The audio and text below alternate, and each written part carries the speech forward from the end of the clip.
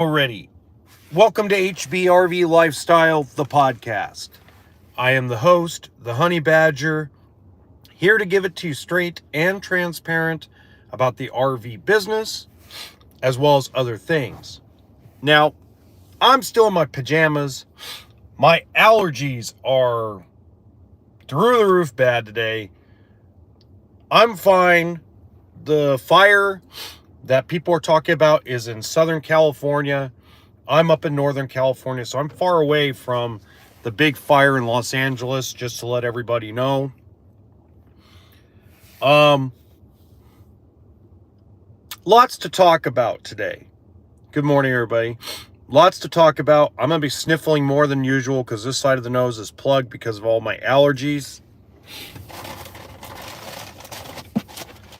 It's also plugged because I don't, take allergy medication because I hate pills, but I digress. Good morning, Steve. Good morning, Skylar from the Music City. So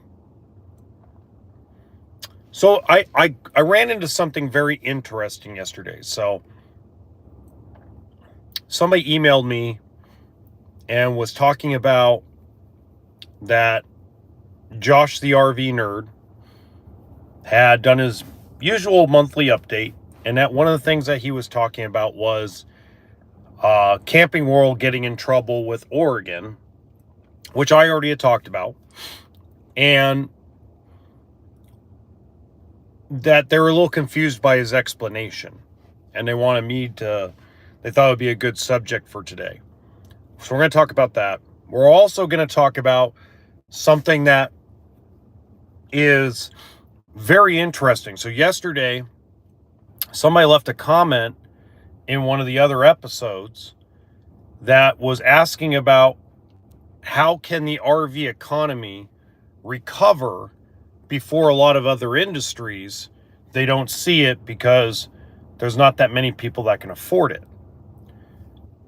So I'm going to explain that because that is a complicated answer.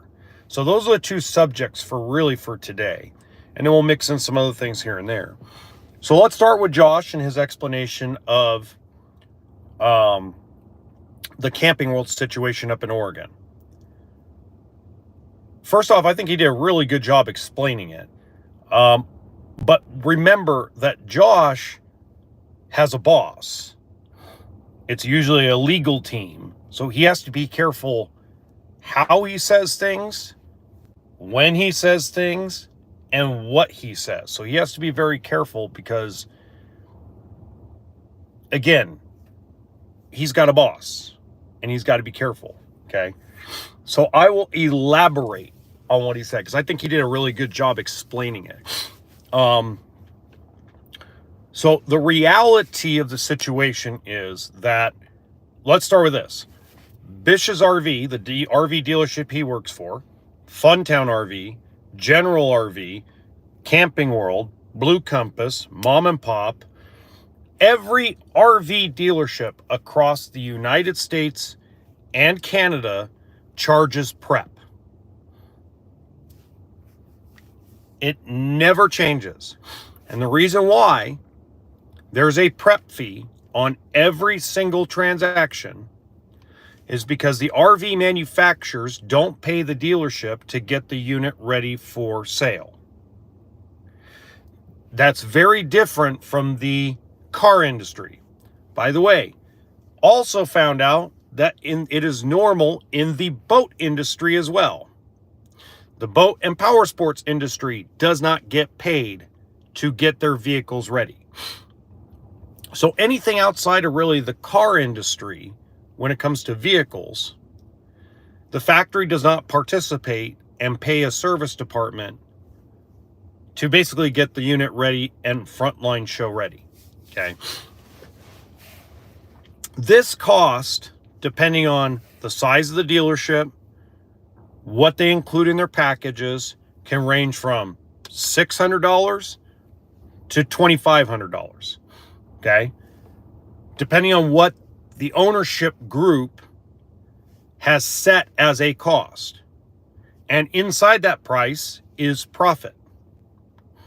Okay. So Not a lot. At $600, probably $150. At $2,500, depending on the thing, it could be $400, $500, $600 in profit. So there's profit, a little bit of profit built into the prep charge. Okay.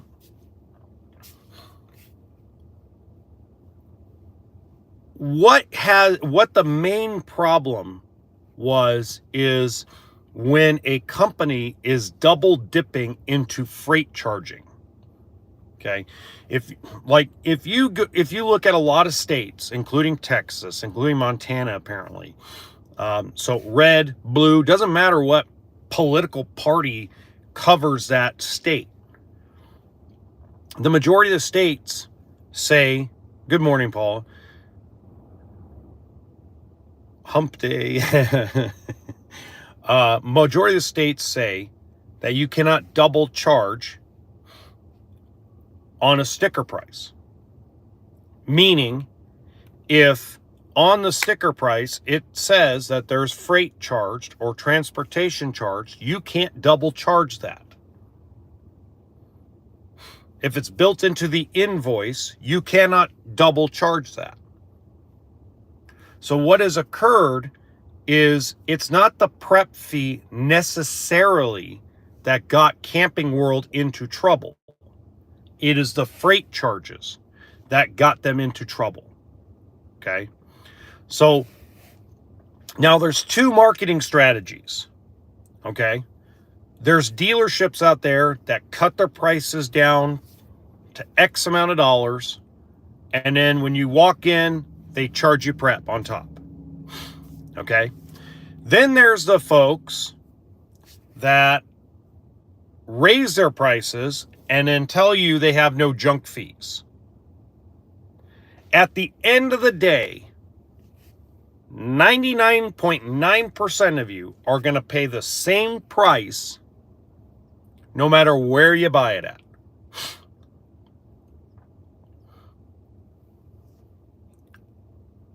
The difference that you're going to pay most of the time is the transportation cost. So here's an example. Bish's is a great example. Okay, so Bish's in Utah is further away from the factory and costs more money to transport than the Bish's in Oregon. So the Bish's in Oregon pays more money for every unit that's on their lot compared to the Utah store. So the Bish's in Oregon is always going to be a little more money than the Utah store. And it has nothing to do with the cost of the unit. It has the cost of transportation. Okay. So you decide, oh, well, I'll just drive to Utah to save the difference. And then by the time you pay gas, hotel, everything else, you're right back to around the same money. And that's what people don't realize. Like, there's a lot of noise out there. Sidebar on this. There's a lot of noise out there. Oh, just buy your motorhome in Texas. There, you'll save a bunch of money. No, that's not true. That's not 100% accurate. I hate when people say that. That is not 100% accurate. Are there deals if you hunt around the United States? Sure. Is it worth saving $1,000 or $2,000? Probably not. And I'll explain that later in the episode. I've explained it a couple times, but I think it's worth explaining again. I'll explain it later. So the reality is that, and I talked about this in December. The reality is that no matter what you do, you're not going to avoid a prep charge. Okay? Whatever the marketing strategy is, you're not going to avoid it. It's just not going to happen. Okay? So when you double dip like that, pardon me, when you double dip like that, you're going to get in trouble. Well, Steve, here's the difference. See, if you buy it, here's the problem that you're always going to have. And this is why I keep telling people over and over again. If you don't buy locally, you're never going to get your rig worked on. You got a better chance of getting your rig fixed, under warranty, and taken care of if you buy locally. Is that 100% accurate every time? No, but I guarantee you that's 85, 90% accurate. I'll give you an example. How about all these people trying to cheat sales tax? You know how many people per day is trying to cheat sales tax? Oh, it's a truck camper, so I'll just drive up to Oregon or Montana and buy it. Okay. Good luck when something breaks. I'm not fixing it. It's not my rig to deal with. Good luck. I hope you enjoy your drive to back and forth to Oregon or Montana to get it fixed. That's the attitude people are going to have because service departments are already backed up. Okay? And service departments across the United States have been laying off techs, not adding techs. They've been cutting techs. So good luck. You want to drive 8 states because they have a cheaper price? Hey, it's a free country. Go do it. Just don't expect any help from your local people when you drive 5, 6 states across when they got the same product and you're not spending much more. Or the difference is, well, I don't want to pay sales tax. Okay. Don't live in a state that has sales tax. Move to a state that doesn't. Simple math. You don't want to pay income tax? Move to a state that doesn't have income tax. Well, I don't want to put up with 120-degree weather. People always are trying to cheat a system. It's so funny how that all works. Anyway, getting back to the explanation. So they're not getting shut down. Okay, and Josh never said they're getting shut down.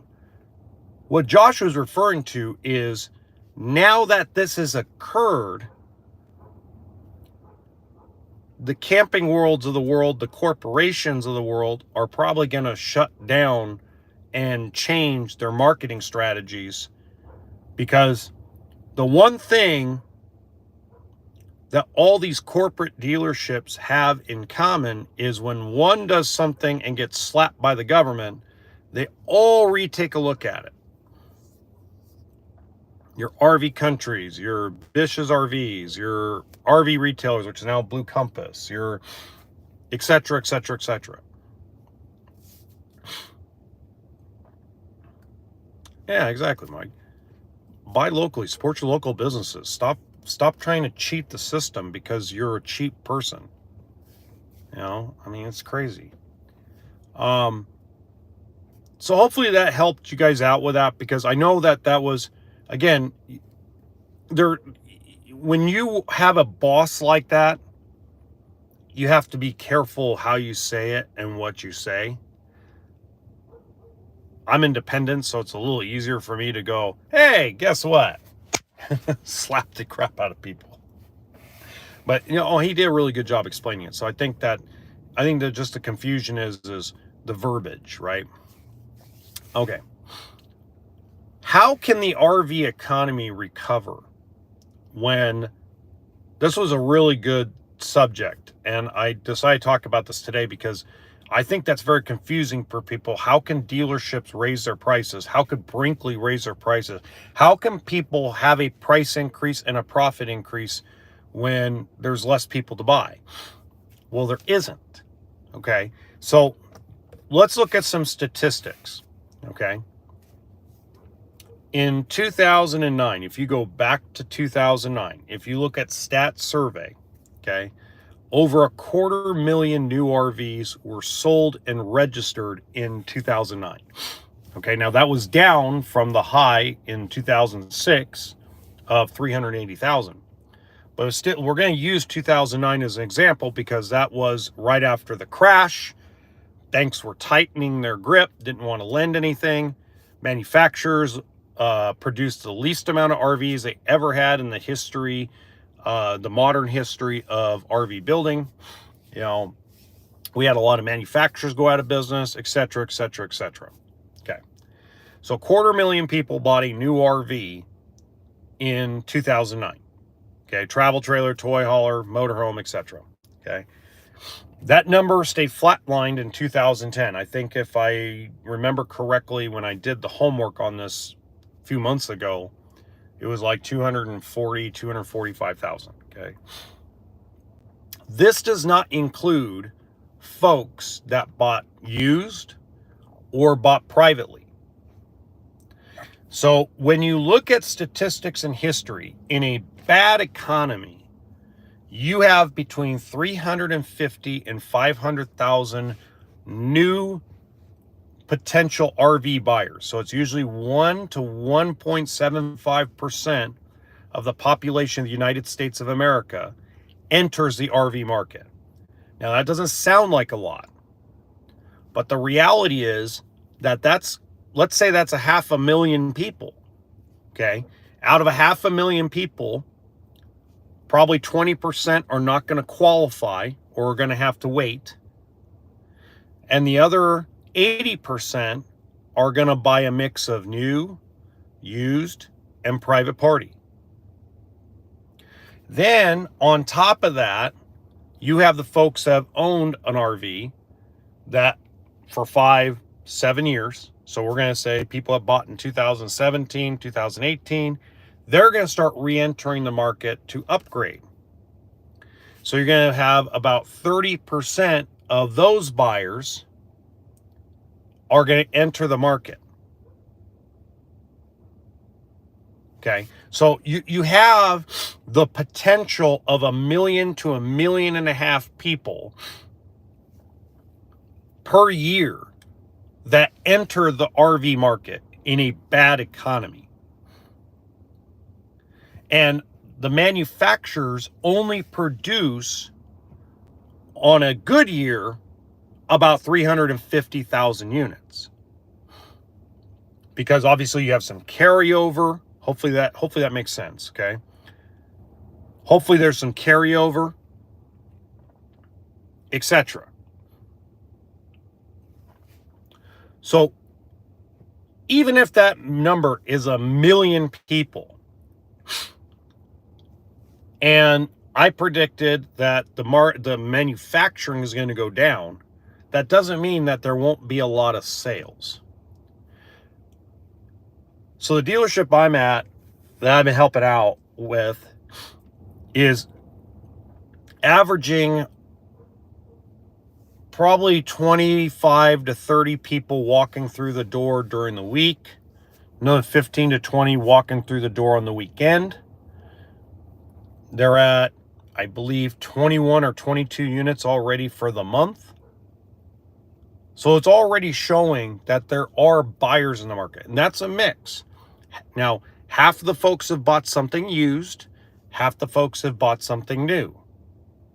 Mix of different things: truck campers, fifth wheel, travel trailer, teardrop, everything from a cheapo $14,000 used trailer all the way up to a $60,000, $70,000 truck camper.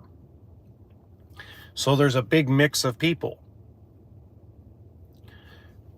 So the way that a dealership has to look at things, whether it's Bish's, whether it's Camping World, whether it's Mom and Pop, whether it's Blue Compass, whether it's General RV, whether it's any of these guys, whether it's Funtown RV, is for 2 years, you've lost your rear end on getting rid of inventory.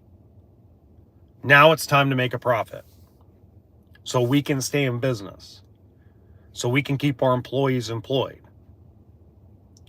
So the reality is these dealerships are going to have to raise their profit margin in the spring. And a lot of dealerships, not all of them, but a lot of dealerships have rebalanced their inventory. Okay. Now, there are dealers that haven't rebalanced their inventory. Okay. C'est la vie. Lazy Days RV didn't rebalance. They got in big trouble. I'm gonna sneeze. Pardon me. Oh, sneeze again. No? Wait. No, okay. So the reality is that dealerships will recover and be profitable here in 2025. It's going to be a struggle at first because the guys that were waiting because, oh my God, the prices are going to crash, they're going to get into a cult. They're going to go into shock and go, what? Wait a minute, where's the crash? Why aren't things crashing? And I'm going to go, well, I told you so. Okay. Once that adjustment occurs, people are going to realize they're buying on the way up, which is fine. There's nothing wrong with buying on the way up. There's a lot of people that did very well in their lives buying on the way up, not on the way down. Okay.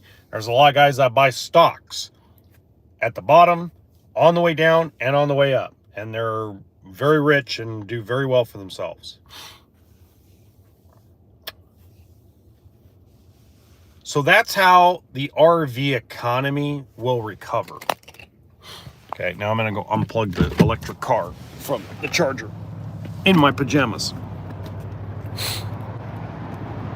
All right, now we need to talk another thing. There's a little bonus thing for you guys. So I got like 5 emails. Some people that, number one, it seems like everybody's concerned about Liz Amazing. I wouldn't be concerned about her. I guarantee you that woman is taking a long and very well-deserved break. We all need a break. And I'm pretty sure she'll explain that when she's ready. If she already hasn't. But I got several emails that I read through last night.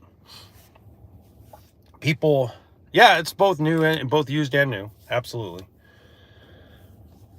If you're going to buy something used, buy it from a dealer because cash flow, they're more willing to move off a product, even though that's where their major profit margins are. They're a little more willing to get rid of something that's been sitting on the lot for 6 months that they own used than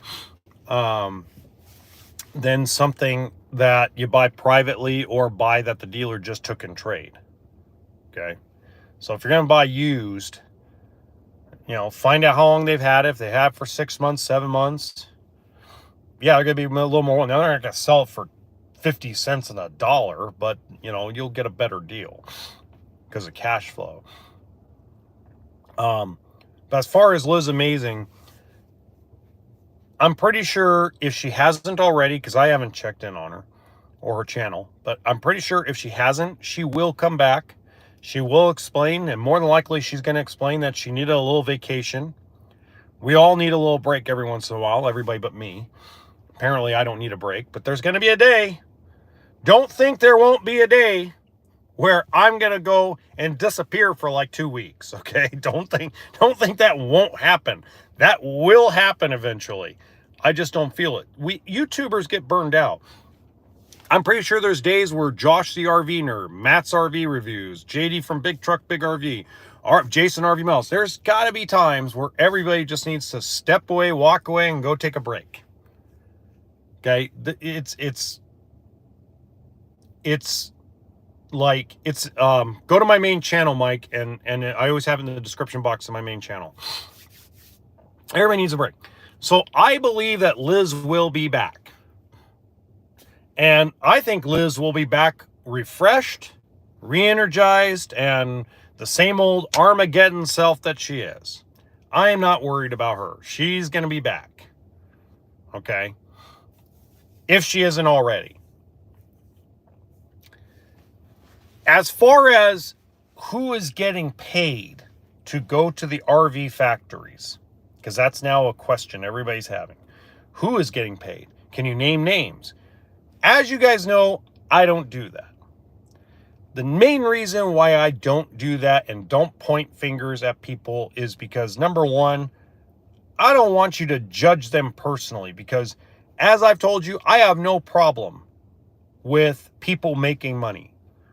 Okay, now I give Liz Amazing some crap once in a while, and the reason why is because I want people to understand that what she puts on her channel a lot of times is not 100% every single RV ever built in the history of the United States or the history of the RV factories, and it's not every one that comes off the line. Because a lot of her content makes it seem that way. I have no problem with her making money and kicking butt and holding people accountable. I have no problem with that. I hold people accountable. But it's easy to talk about her because she's bigger. When it comes to these factory guys, the factory, hi Shola, when it comes to the corporate RV dealership YouTubers, because there's a lot of them. There's not one, there's not five, there's a lot of them. Just some of them you know, some of them you haven't heard of yet. It's a huge thing. It's not 3 or 4 people. It's a lot of people. And if that's the way they want to make money, if that's the way that they feed their family or stuff money into a bank account for retirement or whatever they decide to do with that money, that's on them. Okay? And so I'm never going to name names and point fingers at people, but I will point out that it does happen. And the reason why I point out it does happen is not to talk crap. It's to point out and give you information so you take a lot of what's said on the internet with a grain of salt.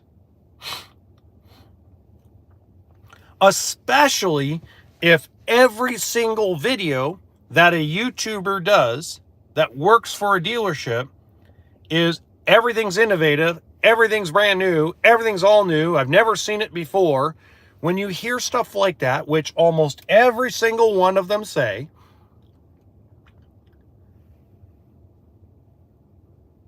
then you take it with a grain of salt because you know they're getting paid by the factory. It doesn't mean go stop watching their channel. It doesn't mean stop supporting them. It means go look at other sources after you're done talking and watching their video.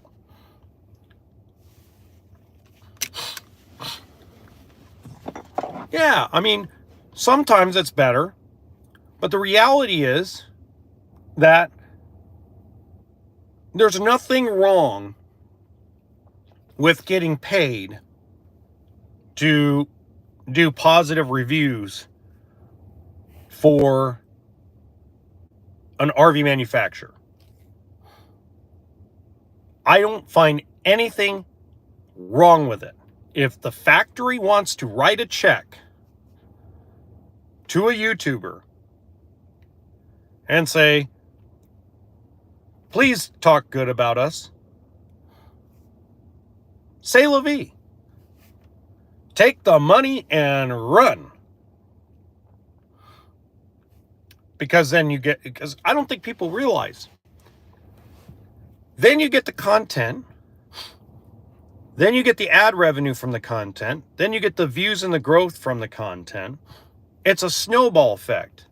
You get first access to a lot of stuff that nobody has access to, which gives you first views, which gives you channel growth, which gives you a lot of things. It's not necessarily a negative thing.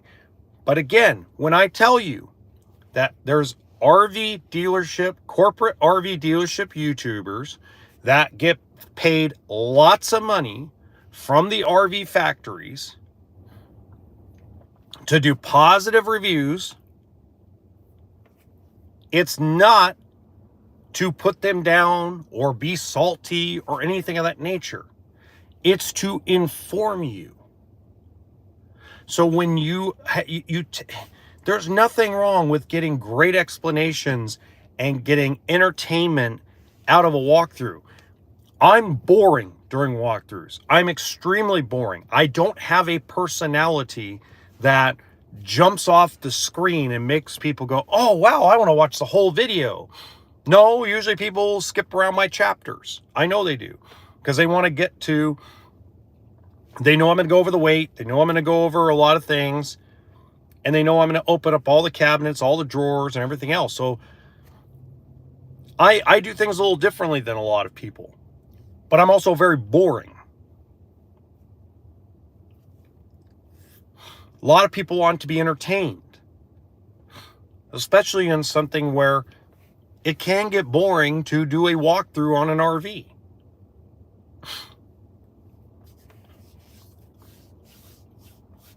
So for those of you that felt that I was talking crap or feeling salty or anything of that nature, that's not the case. And I just want you guys to understand that. It is funny. I do some funny stuff. I do some stuff that's fun and funny, but just my walkthrough videos are boring. Okay? It's not a big deal. I mean, it's like I take it on a professional thing. I try to keep them 8 to 10 minutes. I don't try to do a bunch of jumping in the air and have a bunch of captions run across the screen or a bunch of special effects or sound effects or weird crap. I figured a lot of folks that watch the channel, I found in the statistics that a lot of folks that watch the channel are 45 years old and older. They're my age and older, and I can't stand the in and out, zooming in and out on people. I can't stand the retention editing crap. I'm like, dude, I go to the next video. I want somebody that's like, yes, I want to see a little bit of a transition and pacing. So I figured I'm getting up there in age, and I can't stand the flashing lights and the shit thrown at you. I can't deal with it, right? So, that's how I do my walkthrough videos. I do them very lately I don't know if you guys noticed this, but I've kind of evolved it, right? So now instead of just going through and individually going through every part of the coach, I do the outside. Then I do a first look of the floor plan where it's just music for like a minute and a half. And all I do is go around the entire coach quietly without me talking. And then I go each section of the coach. And, so that way if it's a floor plan they don't want to deal with, or they're like, nope, that's not the floor plan I'm interested in, they can just click off the video. Go to the next one. Oh, I'm in my pajamas. I had to charge the car because all the free chargers last night were freaking taken. Insanity. I was pissed. I was angry last night. I'm like, what the hell? How all the free that word's out. Everybody must be knowing about these free chargers now. So I slept in a trailer last night, and I haven't gone to McDonald's. In fact, I should probably drive to McDonald's here in a minute. But yeah, that's the I just hope everybody understands that, because the marketing strategies for companies have to be a balanced approach. You have to have, and the problem is there's just so much negativity on the internet. Yesterday, I was scrolling through YouTube, and all I did was put best travel trailer in 2025, Incognito. I was number 3. Okay. Incognito, I was number 3. I don't remember who was first. I think it was Matt was first, I think. Matt or Miles was first. Okay, MYLES. And after my video, it was 9 reasons to never buy an RV. 9 reasons why they lied to you about RVs. The biggest lies they tell about travel trailers. Every travel trailer is a piece of, and then an explicit word. I mean, it was like 15 straight videos, and then Josh the RV nerd talking about a Brinkley travel trailer. And I'm like, are you kidding me? So everybody's jumping on this bandwagon on YouTube about bashing the RV industry. I'm like, this tells you what the desperation of the YouTube generation has become.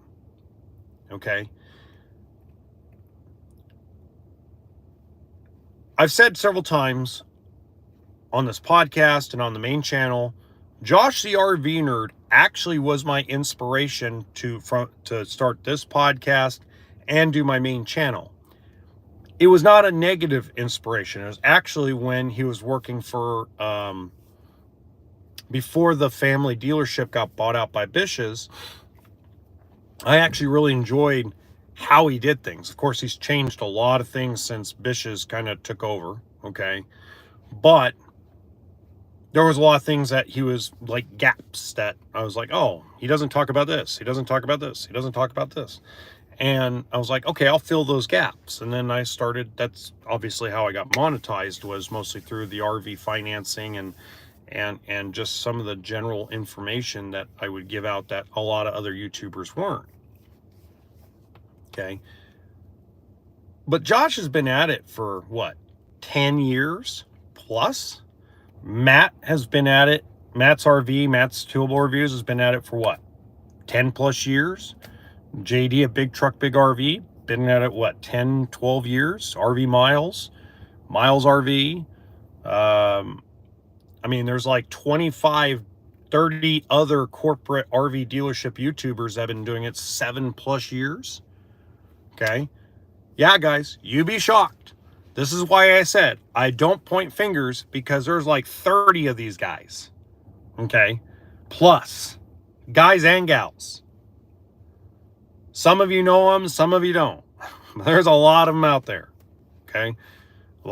Some of them have 50,000 subscribers, some have 230,000 subscribers, some have like, one lady I found that she does more than just RVs. She does RVs and does everything for one very large corporation, and she's got over 2 million subs.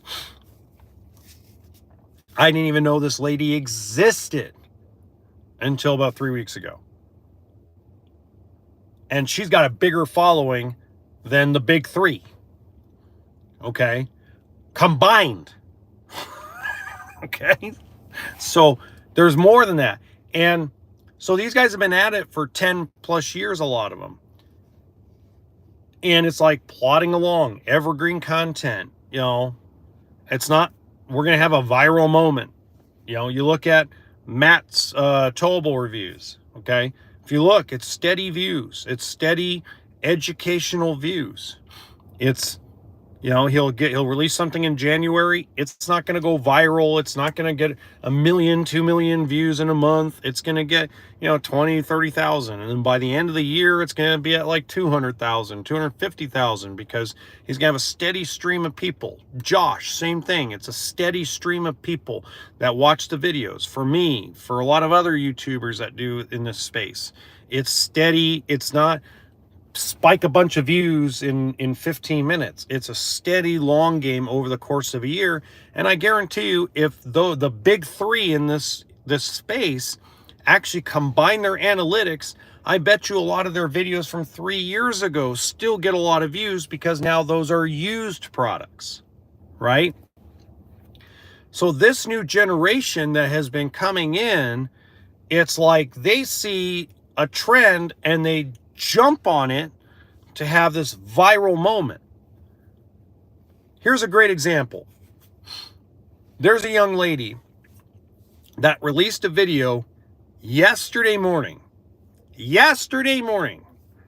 that specifically was basically taking the information that 4 people put on a Reddit post about Brinkley and their braking system being unsafe. Okay. And she turned it into this viral video of how Brinkley is lying to people. Okay. Now that video has since been either removed, privated, or unlisted. Okay. Because I can't find it anymore. But when I watched the video, it had 1.1 million views in one day.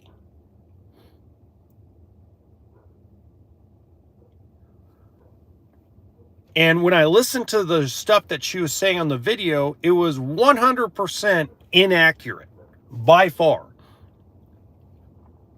But it's that in and out, dramatic music, telling all these like made up shit about, excuse my language, but just made up shit about something she doesn't understand.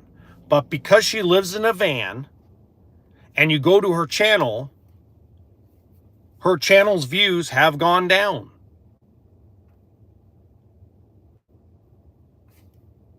They're not going up, they're going down.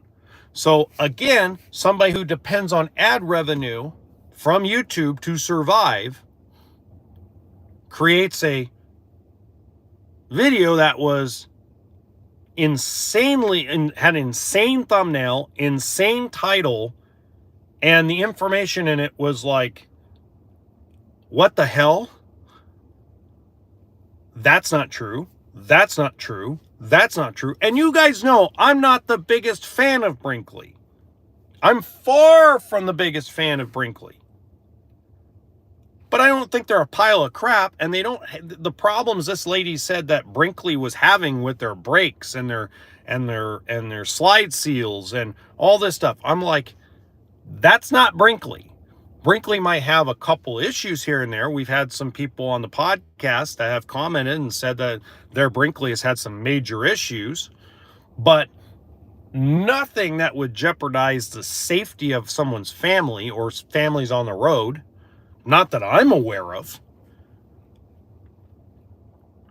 So these lies that this lady was telling was so extreme, but it got a lot of clicks, a lot of views, and probably made her a nice little chunk of change. And now I can't find the video anymore. She's either deleted it, unlisted it, or set it on private. She probably got bashed to death by somebody and was like, oh, it wasn't worth lying to people over. But this is the crap that's coming out on YouTube by this next generation. This next generation of attention seekers. It isn't the old guard.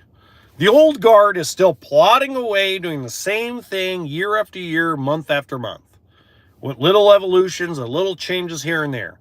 Probably the only person that's changed like dramatically, and it wasn't like even dramatically, it was just conforming to a corporation, is Josh. But it's not like Josh has changed his personality or started coming on and going, hey, you know, I'm going to take this Reddit post and I'm going to put it online and tell everybody that this is the absolute 100% accurate truth, that this product is going to endanger people's families. It's the same. That's why I don't give people a lot of crap. I mean, I talk about it for educational purposes. Yeah, this lady was being, I was going to try to link the video in this podcast so you guys can watch it later, but it doesn't exist anymore. You can't watch it. It says the video is no longer available when I click on it. There's another lady that she's a full-time RVer. Same thing. 100,000 subscribers. Hangs out in a motorhome that she rebuilt herself. And you go to her videos from 6-7 months ago. They have like 150, 200,000 views. You go to her video from 4 months ago. It has 700 views.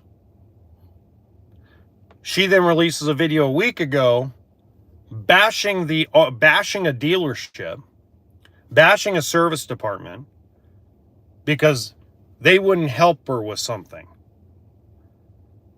I called the dealership to find out what really was going on, and it's a completely different story from their end. As always, there's always two sides to a story. 847,000 views in 7 days. So this new niche of bashing people is the new norm on YouTube for the RV industry. It's no longer balanced. It's no longer, let's tell them the really shitty part of the industry and the really great part of the industry all in the same video. Let's give people useful information so they can actually make an accurate decision about what they want to buy, how they want to camp, and where they want to go. It's caused this generational wheel of people that can't wait for the next bashing video. I mean, it's just nuts. How can somebody do homework and research on something? How can someone do accurate information when you have two polarizing opposites of information? You can't. You simply can't do it. It's all right, Larry. And the guys like me, and there's several guys like me, it's not just me, there's several people like me, we don't grow fast on YouTube because we give the information in a very boring manner. We don't give it in a high-pitched frenzy, pumping up energy, yelling and screaming in the camera as if the world is ending. No. So we'll slowly grow by word of mouth. And that's fine. But the reality is this next generation really, really depends on negative energy to make money. And we watch it. That's the screwed up part. We can't get enough of it. And I'm talking about as humanity, we can't get enough of it. We can't get enough of girls shaking their butt on TikTok, and we can't get enough of negative comments and negativity. We can't get it out of our system.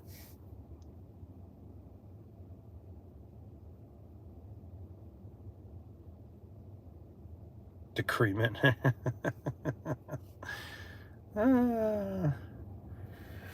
Anyway, I gotta go sign somebody up. I sold a motorhome yesterday, so I gotta go sign them up. I'm gonna go grab some coffee and some egg sausage McMuffin. Drama is king, by the way. So I will see you guys. What's today? Today's Thursday, so I'll see you guys tomorrow morning.